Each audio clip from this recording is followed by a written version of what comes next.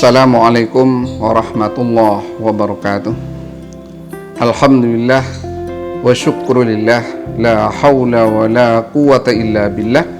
Asyhadu an la ilaha illallah wahdahu la syarikalah, wa asyhadu anna Muhammadan abduhu wa rasuluh la nabiyya ba'dah. Hadirin pemirsa yang dirahmati oleh Allah Subhanahu wa taala, selamat berjumpa kembali di majelis ilmu ini. Mudah-mudahan kita bersama dianugerahi kesehatan oleh Allah Subhanahu wa taala, dianugerahi kemudahan rezeki oleh Allah Subhanahu wa taala. Mudah-mudahan segala urusan yang kita hadapi dan kita jalankan mendapatkan kemudahan dari Allah Subhanahu wa taala.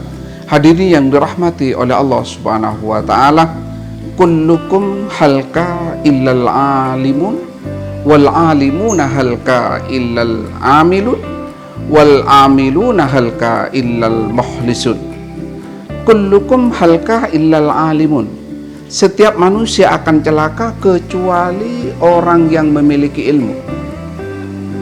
Orang melakukan sesuatu yang tidak memiliki ilmu, dia akan celaka. Orang yang sholat kemudian tidak tahu cara bagaimana berwudu, mensucikan diri, maka sholatnya tidak akan sah. Orang haji kemudian tidak tahu kaifiyah tentang haji, maka hajinya juga tidak sah. Orang berpuasa tidak mengerti tentang apa yang dibatalkan di puasa itu, maka puasanya juga akan sia-sia. Makanya kullukum halka illal alimun. Orang itu akan celaka dan akan dicelakakan oleh Allah Subhanahu wa taala kalau tidak memiliki ilmu. Begitu juga orang berdagang. Orang berdagang juga akan celaka kalau tidak memiliki ilmunya.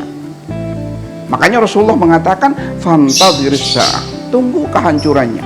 Jadi orang yang melakukan sesuatu yang tidak memiliki ilmu, maka dia akan celaka.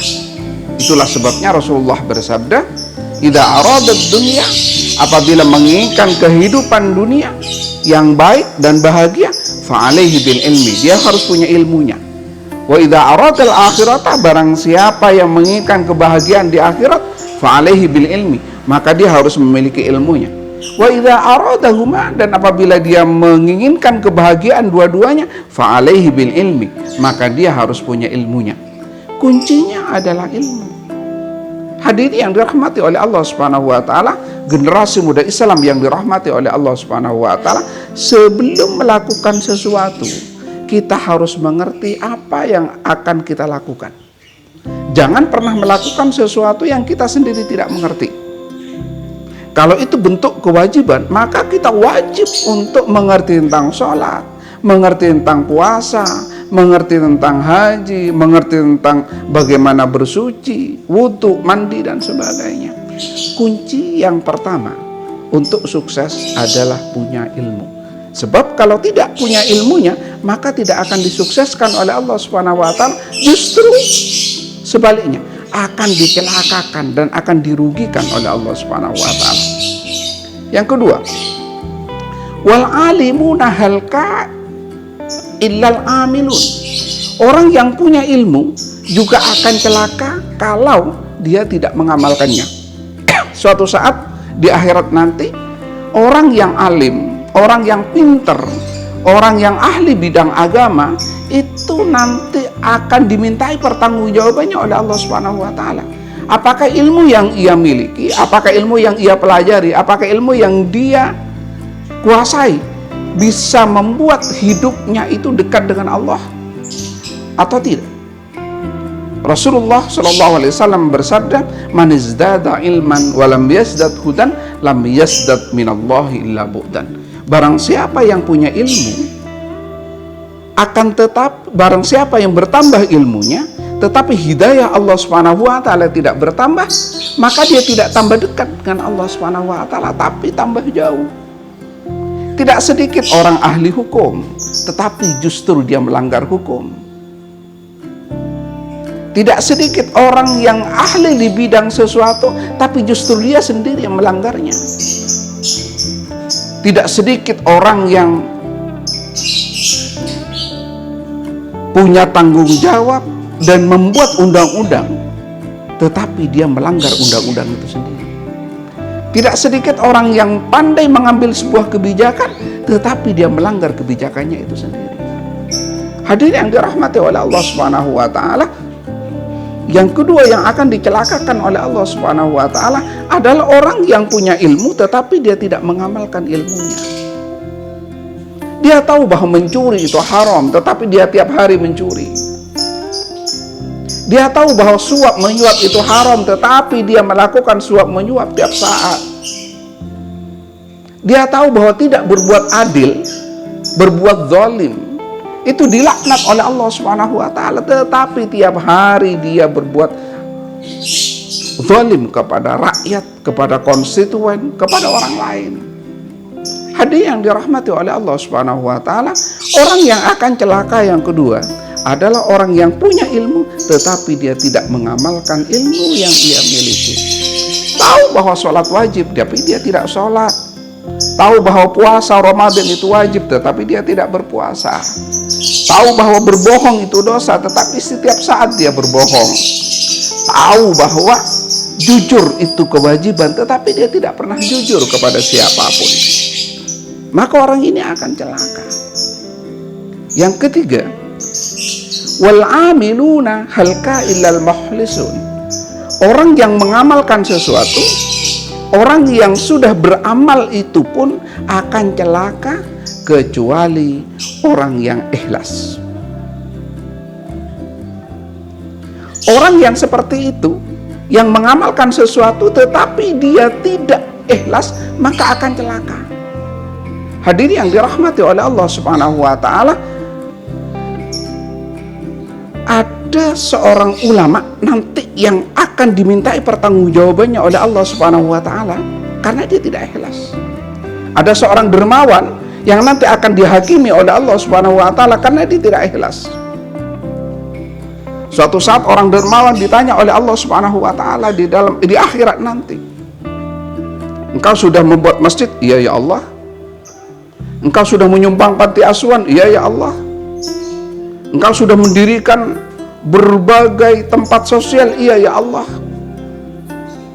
Apakah itu karena aku? Kata Allah, iya ya Allah. Kata Allah, kadzabta, engkau berdusta. Kau berdharma hanya untuk agar dianggap dermawan. Kau sumbang masjid agar dianggap alim. Kau sumbang panti agar engkau dianggap ahli sosial. Dan itu sudah engkau dapati di dunia. Sudah aku berikan, masyarakat sudah percaya bahwa kamu adalah dermawan. Masyarakat sudah menganggapmu orang yang paling dermawan di dunia. Itu sudah cukup. Maka silakan kau masuk ke neraka, kata Allah Subhanahu wa taala. Yang kedua, orang berilmu, ulama, cendekia, ustaz, kiai dan sebagainya. Jadi ditanya oleh Allah, engkau berceramah ke sana kemari? Iya ya Allah. Engkau sudah memberitahukan orang lain tentang kewajiban, tentang sunnah, tentang dekat dengan Allah, tentang bagaimana haram? Iya ya Allah. Apakah itu karena aku? Iya ya Allah. Engkau dusta, kata Allah. Engkau berbuat itu tidak untukku, tidak beruntuk beribadah kepadaku, tapi engkau hanya ingin dianggap soleh, hanya ingin dianggap alim. Kau bicara ini itu tentang Al-Quran, kamu hanya ingin dianggap alim. Kau sholat sunnah beritahukan kepada orang lain, kau hanya ingin dianggap soleh. Kau wirid di depan orang pakai tasbih begitu besar, menggunakan alat supaya orang tahu bahwa kamu itu adalah orang yang dekat dengan Allah. Itu sudah saya berikan di dunia. Kau dianggap soleh, kau dianggap alim, kau dianggap ahli ibadah dan sebagainya. Maka waktunya sekarang kau masuk neraka, kata Allah. Hadirin yang dirahmati oleh Allah Subhanahu wa taala, orang yang berbuat sesuatu yang tidak ikhlas akan dicelakakan oleh Allah, bahkan akan diganjar masuk neraka oleh Allah Subhanahu wa taala.